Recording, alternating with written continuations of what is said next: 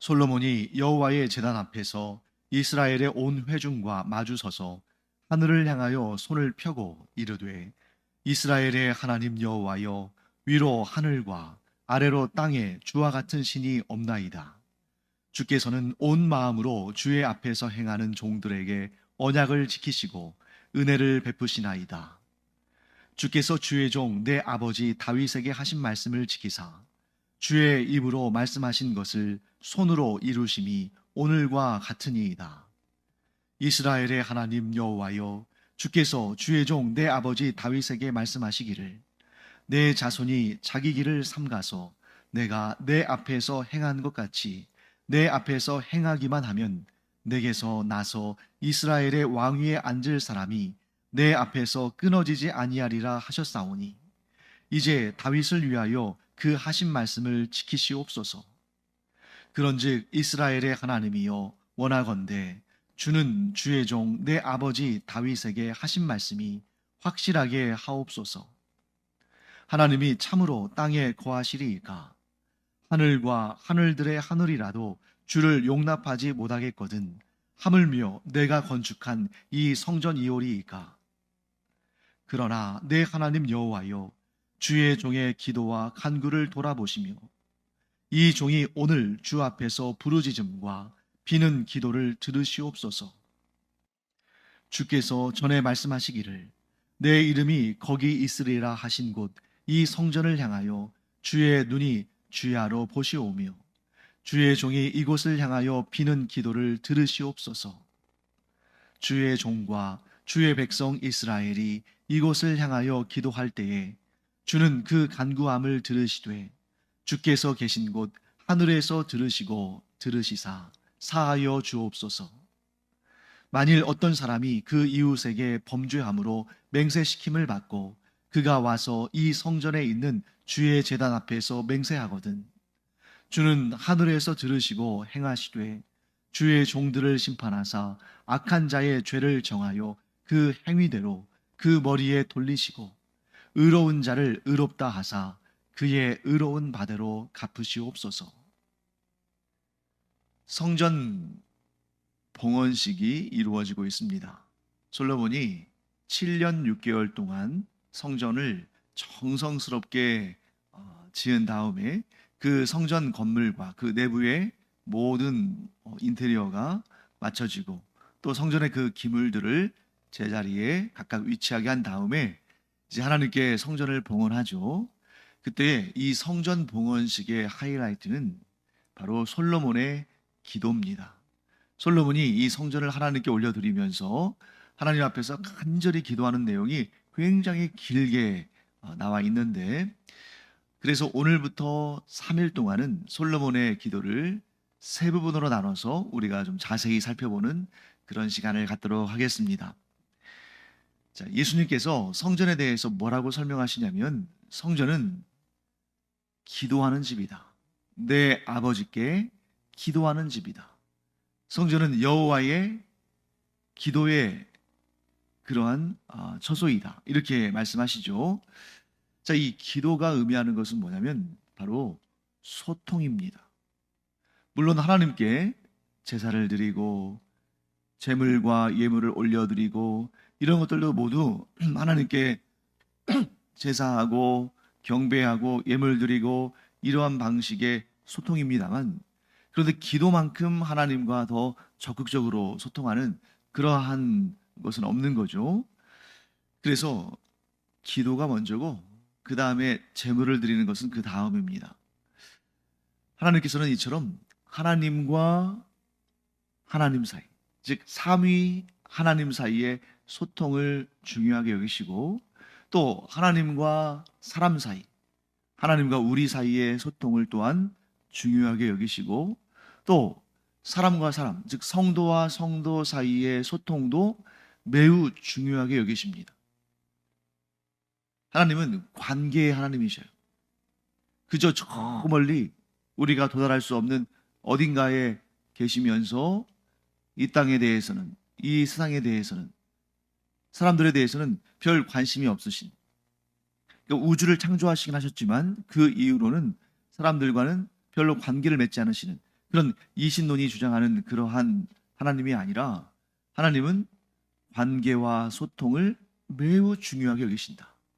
그래서 예수님께서는 우리 문 밖에서 우리의 마음의 문이겠죠. 그 문 밖에서 두드리시면서 내가 너에게로 들어가 너와 함께 나눔을 갖기를 원한다.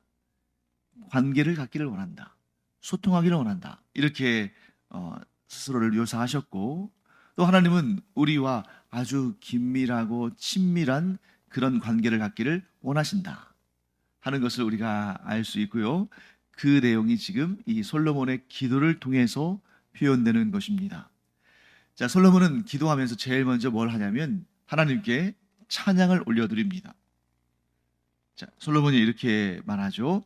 이스라엘의 하나님 여호와여, 위로 하늘과 아래로 땅에 주와 같은 신은 없나이다. 즉, 온 우주에 오직 하나님만이 유일한 신이십니다 하고 이렇게 고백하는 것이죠. 자, 그러면 솔로몬이 하나님에 대해서 이렇게 최고의 찬양을 올려드리는 그 이유가 있겠죠. 하나님께서 어떤 일을 행하셨기 때문에 솔로몬이 그 일에 대해서 하나님께 영광과 감사와 찬양을 올려드리는데, 그 일이 두 가지로 제시되어 있습니다. 첫째, 하나님은 언약을 지키시는 분이시다. 그리고 둘째, 하나님은 은혜를 베푸시는 분이시다. 자, 언약.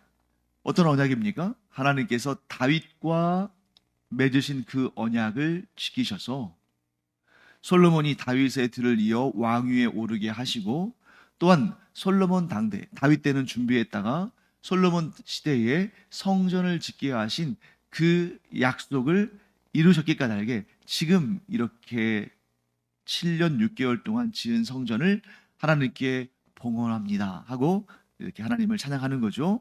자, 그 다음에 하나님은 은혜를 베푸시는 분이시다. 자, 많은 사람들이 이렇게 착각하죠.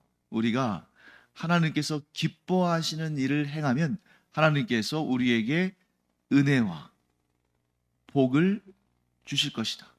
근데 뭐 완전 틀린 말은 아닙니다만 그 순서가 잘못됐죠.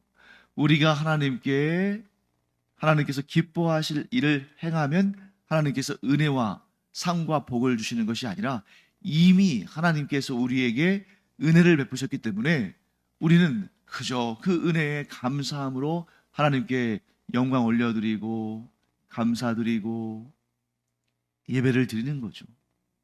그러면 하나님께서는 또 그렇게 감사할 줄 아는 우리에게, 하나님이 주신 그 은혜에 대해서 고마워할 줄 아는 우리에게 또 은혜와 복을 차고 넘치게 부어주시고, 중요한 것은 무엇입니까? 순서입니다. 항상 하나님께서 먼저 값없이 우리에게 은혜를 베푸셨기 때문에 우리가 하나님께로부터 받은 그 은혜에 감사함으로 하나님께 영광 올려드리고 예배하는 거죠. 마치 내가 무엇인가를 하나님께 드렸기 때문에 거기에 대한 대가로 하나님께서 우리에게 좋은 것을 주시는 그런 관계가 아니라 항상 하나님께서 먼저 은혜를 베푸신다 하는 것을 꼭 기억하는 우리가 되기를 바랍니다. 그래서 솔로몬이 이 두 가지 특징, 언약을 맺으시며 그 언약을 지키시는 하나님, 또 값없이 은혜를 베푸시고 은총을 베푸시는 하나님을 믿기 까닭에 하나님께 이렇게 기도합니다. 하나님의 그 언약을 지키시는 성실함과 은혜를 풍성히 베푸시는 그 하나님의 능력을 붙들고, 그 약속을 붙들고, 그 은혜를 붙들고 뭘 기도하냐면 제 아버지 다윗에게 약속하신 일을 이루어 주옵소서.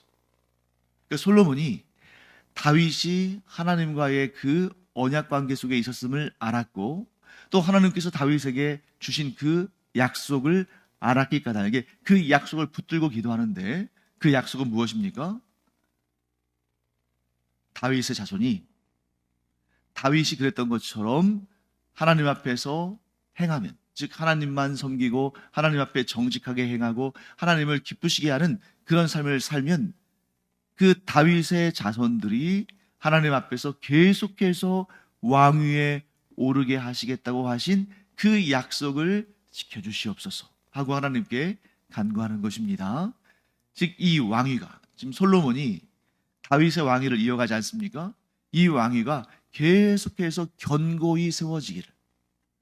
자, 여러분, 이것은 어떻게 보면 이기적인 그러한 기도인 것처럼 보이지만 또 반대로 보면 굉장히 경건한 기도입니다. 나 한 사람, 내 자식, 내 후손들, 다른 가문, 다른 집안 사람들은 안 되고 우리 가문에서만 이스라엘의 왕이 나오게 하여 주시옵소서. 이렇게 이기적으로 구한 것이 아니라 이 다윗의 왕조가 견고하게 세워진다는 것은 그 안에 어떤 의미가 담겨 있습니까? 다윗의 후손들이 다윗이 그랬던 것처럼 오직 하나님만 섬기며 오직 하나님께만 영광 올려드리며 오직 하나님 앞에서 정직하게 하나님께서 기뻐하시는 그런 삶을 산다는 것을 전제하는 거죠. 물론 우리가 잘 알다시피 솔로몬의 그 인생의 후반부에 그 이방인 아내들을 많이 두어서 그들과 함께 우상을 섬기는 그런 안타까운 일을 범했습니다만, 만일 솔로몬과 그의 후손들이 다윗이 그랬던 것처럼 전심으로 하나님만 섬기고 하나님만 의지하며 하나님과 동행했다면 이스라엘의 다윗의 왕조가 든든히 세워졌을 것이고, 그것은 곧 다윗의 가문뿐만 아니라 이스라엘 전체에 가장 좋은 그러한 결과를 가져왔겠죠. 사랑하는 성도 여러분, 우리와 우리의 자손들이 대대로 단 한 명도 빠짐없이 오직 하나님만 섬기며 하나님만 의지하며 하나님의 은혜 가운데에 거하기를 간절히 축원합니다. 중간에 어느 때에 이르러서 혹은 우리 자신이 하나님 아닌 다른 것을 섬기거나 하나님 아닌 다른 것을 내 인생의 주인 자리에 모시고 그렇게 그 정욕을 따라 욕심을 따라 살아가는 그런 안타까운 일이 있지 않기를 간절히 축원합니다. 자, 그 다음에 이제 솔로몬이 기도하는 내용은 뭐냐면, 하나님께서 이스라엘 백성들에게 죄가 있을 때 그 죄를 회개하며 기도할 때 하나님께서 들으시고 용서하여 주시기를 구합니다. 자, 먼저 27절 말씀 볼까요? 하나님이 참으로 땅에 거하시리이까 하늘과 하늘들의 하늘이라도 주를 용납하지 못하겠거든 하물며 내가 건축한 이 성전이오리이까. 자, 주를 용납하다 했을 때 이 용납하다라는 단어를 우리가 조금 그 개념을 잘 이해해야 됩니다. 보통은 용납하다 그러면 더 높은 사람이 더 낮은 자에게, 강한 자가 약한 자에게 그래 내가 허락할게 이렇게 말하는 그런 뉘앙스가 있습니다만, 여기에서 하늘과 하늘들의 하늘이라도 주를 용납하지 못하겠거든, 이 말씀은 하늘과 하늘들의 하늘, 즉 가장 높은, 가장 우리가 생각할 수 있는 가장 높고 가장 깊은 그러한 처소라도, 그러한 공간이라도 하나님을 가두어둘 수 없다. 하나님을 그곳에만 머무르게 할 수 없다. 즉 하나님은 어떤 곳, 즉 시간과 장소를 창조하신 하나님께서는 어디에서도 얽매이지 않으시고 그 어떠한 공간도 그 어떠한 시간도 하나님을 제한할 수 없다. 그러므로 하나님은 어디에나 계시고 언제나 계시는 그러한 무소부재, 모든 것 위에 계시는 분이시다 하는 것을 고백하죠. 그 얘기는 뭡니까? 솔로몬이 지시하고 사람들이 만든 이 성전이 어찌 감히 하나님을 가두어둘 수 있겠습니까? 어찌 하나님께서 이곳에만 계시겠습니까?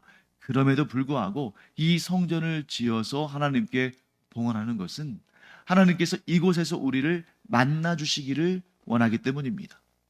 그리고 하나님께서 이곳에서 우리를 만나 주실 때에 우리가 이 성전을 향해서, 하나님의 임재가 있는 이 성전을 향해서, 보다 구체적으로는 하나님의 임재를 상징하는 언약궤가 있는 그 지성소를 향해서 하나님께 기도하면 하나님께서 그곳에서 들으시고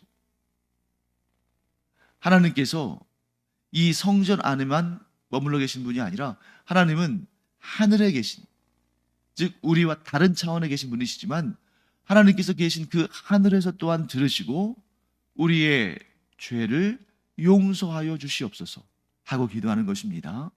자, 이 솔로몬의 기도의 순서가 굉장히 우리가 지금 드리는 기도의 순서와 좀 일치하죠. 하나님께 영광 올려드리고 또 죄에 대해서 사하심을 구하고 그리고 이제 구체적으로 또 그 기도의 제목들을 하나님께 드리는 겁니다. 그래서 솔로몬이 하나님께 영광을 올려드리고 그 다음에 이제 죄에 대한 용서를 구하고 그 다음에 이제 구체적인 기도의 제목들이 나오는데 솔로몬이 7가지의 기도 제목들로 하나님께 기도합니다. 그 7가지의 기도 제목들이 뭐냐면 사람들 사이에 분쟁이 일어났을 때, 첫째, 사람들 사이에 분쟁이 일어났을 때 이것을 잘 해결해 주시기를 하나님께서 심판하여 주시기를 기도하고, 두 번째, 전쟁에서 패했을 때 그때 하나님의 은혜와 긍휼을 구하고, 그 다음에 세 번째는 가뭄, 네 번째는 재앙, 다섯 번째는 이방인에 대한 기도 제목, 여섯 번째는 전쟁에 대한, 그리고 마지막 7번째는 포로들의 기도요. 포로가 되었을 때의 기도에 대해서 하나님께서 이렇게 응답하여 주시기를 구합니다 하고 기도를 합니다. 다시 한번 7가지 제가 정리해 드릴게요. 분쟁과 패전과 가뭄과 재앙과 이방인과 전쟁과 포로, 이 7가지 주제들에 대해서 솔로몬이 아주 상세하게 하나님께 기도를 드립니다. 그래서 우리가 이렇게 기도하는 거죠. 기도할 때 하나님께서 받으시기에 합당한 영광과 감사와 찬양을 올려드리고 우리의 죄와 허물에 대해서 하나님의 사하심을 구하고 그리고 구체적으로 내가 지금 마음속에 품고 있는 그런 기도의 제목들을 하나님께 아뢰는 것, 이게 이제 기도의 일반적인 순서가 되겠죠. 자, 그러면 오늘 첫 번째 그 구체적인 기도의 제목만 살펴보도록 하겠습니다. 첫 번째는 분쟁에 관한 거예요. 그런데 사실 이 분쟁은 왕으로서는 가장 중요하고 시급한 문제죠. 그래서 솔로몬이 아직 성전이 지어지기 전에 기브온 산당에서 하나님께 일천번제를 드리고 그 밤에 하나님께서 솔로몬의 꿈에 나타나셔서 내가 너에게 무엇을 줄고 하고 말씀하셨을 때에 솔로몬이 가장 먼저 구한 그 기도의 제목이 바로 이 분쟁에 관한 거였죠. 나는 아직 작고 연약한 어린아이와 같아서 이 수많은 백성들을 온전히 재판하고 하나님의 뜻대로 그들에게 심판할 수 있는 그런 능력이 없는데 하나님께서 저에게 하나님의 말씀을 듣는 마음을 주셔서 하나님의 율례와 규례를 따라서 이 백성들을 이 수많은 백성들을 잘 판결할 수 있게 저에게 지혜를 주시옵소서, 이렇게 구한 거죠. 그래서 하나님께서 그 솔로몬의 간구를 기쁘게 여기셔서 그에게 지혜를 주실 뿐만 아니라 그가 구하지 아니한 부귀와 영화도 그에게 주셨습니다. 그래서 지금 이제 성전을 하나님께 봉헌하면서 그의 구체적인 기도의 첫 번째 기도가 이 분쟁에 관한 기도인 것은 너무나도 자연스러운 연결이죠. 그래서 이 성전에서 재판이 일어날 때, 재판이 있을 때 하나님께서 불의한 자의 죄는 심판하시고 의로운 자에게는 그를 회복시키시고 그에게 갚아주시는, 그의 의에 대해서 하나님께서 상을 주시는 그러한 역사를 이 성전에서 이루어 주시옵소서, 이렇게 구하는 것입니다. 자, 그러면 이제 우리가 이런 구체적인 문제들을 한번 따져봐야죠. 성전에서 과연 재판이 열렸을까? 불의와 의로움을 가르는 재판이 과연 성전에서 이 제단 앞에서 이루어졌을까? 근데 보통은 그렇지가 않습니다. 보통은 재판은 어디에서 이루어졌냐면 솔로몬의 왕궁에서 이루어졌어요. 그래서 우리가 이 솔로몬이 왕궁을 짓는 그런 내용도 이제 이후에 나옵니다만, 물론 이제 그 전에도 이제 미리 언급된 내용들도 있어요. 그 솔로몬이 이제 한 20년 6개월 동안 성전을 짓고 그다음에 왕궁을 짓는 그 대략적인 내용을 앞에서 또 우리가 좀 설명을 하지 않았습니까? 자, 그때 솔로몬 왕궁의 그 앞쪽, 솔로몬 왕국의 그 앞쪽들에 주랑을 만들었습니다. 주랑이라는 것은 지난번에 설명드린 것처럼 반은 실외고 반은 실내와 같은 구조. 그러니까 이것이 뭐 벽은 없어요. 야외 공간에 만들어졌습니다. 하지만 위에 지붕을 덮어서 따가운 햇살이나 또 비를 피할 수 있는 곳이죠. 그러니까 이제 뭐 이 재판이 벌어질 때, 재판이 열릴 때 왕궁 안에 들어가서 한 것이 아니라 왕궁 밖에 뜰에서 했는데 왕도 또 원고와 피고도 또 그 아래 그 재판을 참관하는 사람들도 그 주랑 아래에서 그 재판을 진행하는 것을 우리가 알게 됩니다. 그래서 보통 솔로몬 왕이 재판하는 것은 그 솔로몬 왕궁 앞들에 있는 그 주랑에서 이루어졌는데, 어떤 경우는 성전에서도 재판이 이루어졌다는 거죠. 성전에서. 그래서 주로 그런 일들은 어떤 경우를 볼 수 있냐면 이미 앞선 역사에도 그런 선례가 있습니다. 아직 성전이 건축되기 전에도 사람들이 정말 고의적으로 지은 죄가 아닌데, 의도적으로 지은 죄가 아닌데 실수로 지은 죄인데 그 죄로 말미암아 자기의 생명이 위협을 받게 될 때, 그때 보통 가장 많이 하는 일이 뭡니까? 도피성으로 피해야 되죠. 그런데 도피성으로 피할 그러할 시간적인 여유조차 없을 때 어떻게 하냐면 성막 혹은 성전에 있는 번제단, 하나님께 제물을 올려드리는, 태워드리는 그 제단 있죠? 그 제단에 네 귀퉁이에 뿔이 이렇게 조각되어서 달려 있는데, 그 제단으로 달려가서 제단 뿔을 잡으면 일단 바로 죽이지 못해요. 제단 뿔을 잡는다는 것은 내가 좀 억울하다, 내가 그렇게 죽을 정도의 죄를 지은 것은 아니다, 내가 고의로, 내가 물론 죄를 지은 건 맞지만 고의로 지은 것이 아니라 부지불식간에 실수로 되어진 것이다, 이랬을 때 그 제단 뿔을 잡으면 그때 이제 그 제단 앞에서 판결이 이루어지는데, 뭐 그때도 이제 원고와 피고의 이야기를 다 들어보고 재판을 합니다. 근데 그때 아무리 제단 뿔을 잡았어도 고의로 죄를 지은 것이 드러나면 죽이게 돼 있어요. 그래서 대표적으로 요압이나 또 솔로몬을 대적했던, 그래서 스스로 왕의 즉위식을 펼치고 다윗이 말하지도 않았는데, 하나님께서 허락하지도 않으셨는데 스스로 왕위로 올라가려고 했던 아도니아도 이 제단의 뿔을 잡죠. 그러나 그들은 다 죽임을 당합니다. 나중에. 왜요? 그들이 고의적으로 죄를 범했기 때문에. 자, 그런데 중요한 것은 무엇입니까? 하나님은 공의의 하나님이시다. 자, 공의의 정의는 무엇이었습니까? 벌을 받을 자에게는 벌을, 상을 받을 자에게는 상을 주시는 하나님의 그 성품이 바로 공의죠.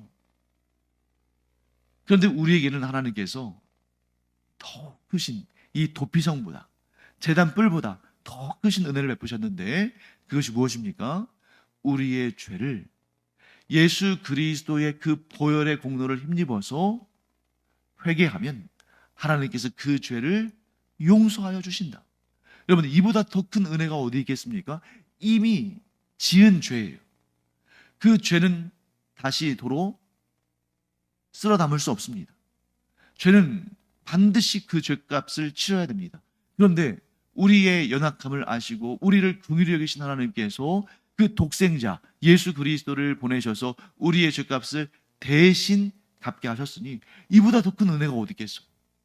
우리가 한 일이 없는데 하나님의 은혜로 단지 우리가 믿음으로 그 하나님의 은혜를 받아들이고 감사함으로 그 은혜를 받아들일 때 하나님께서 그렇게 이루신 것입니다. 그래서 오늘날 우리가 얼마나 은혜의 때를 살고 있는가, 예수님께서 우리의 주님이심이 얼마나 은혜이고 우리에게 가장 귀한 복인가 하는 것을 깨닫게 됩니다. 솔로몬이 그런 것처럼 죄가 있을 때에 그 죄를 덮어두거나 방치하는 것이 아니라 즉각적으로 하나님께 달려와서 기도할 때, 회개할 때 하나님의 사하심의 은혜가, 하나님의 회복의 은혜가 더욱 정결하고 거룩하게 하시는 그런 은혜가 임하기를 간절히 축원합니다. 기도하겠습니다. 하나님 감사합니다. 솔로몬이 기도한 것처럼 하나님께서 회개하는 자의 기도를 들으시고 용서하시며 도리어 더 거룩하게 하시고 경건하게 하시고 하나님의 은혜의 날개로 덮어주시옵소서. 감사드리며 예수님의 이름으로 축복하며 기도합니다. 아멘. 기도하는 시간입니다. 우리가 방금 나눈 것처럼 이 기도는 하나님과 소통하는 시간이잖아요. 이 기도를 통해서 하나님과의 관계가 더 풍성해지는 그런 우리가 되기를 간절히 축원합니다. 기도하겠습니다.